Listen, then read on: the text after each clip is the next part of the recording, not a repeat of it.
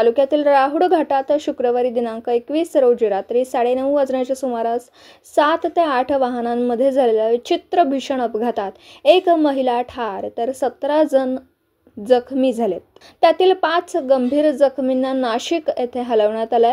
अपघातानंतर राहुड घाटात वाहतूक ठप्प होऊन वाहनांच्या रांगा लागल्या होत्या। चांदवड तालुक्यातील राहुड घाटात मुंबई-आग्रा महामार्गावर शुक्रवारी रात्री 9:30 वाजण्याच्या सुमारास कंटेनर, 2 ट्रक, 2 ते 3 कार अशा एकूण 6 ते 7 वाहनं एकमेकांवर आदळून अपघात झाला।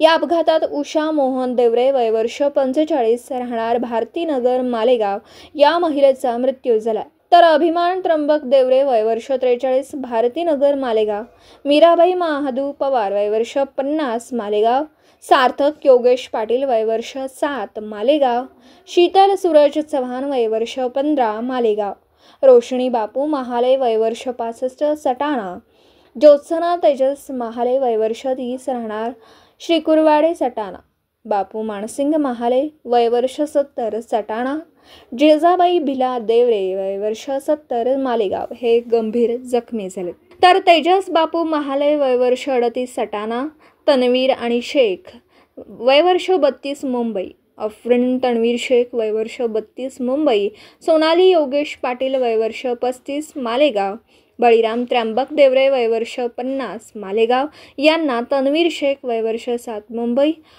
रोमेहा तन्वीर शेख वय वर्ष 5 मुंबई, आरवा तन्वीर शेख 1.5 महिना, रेणुका योगेश पाटील 1.5 वर्ष मालेगाव हे जखमी झालेत।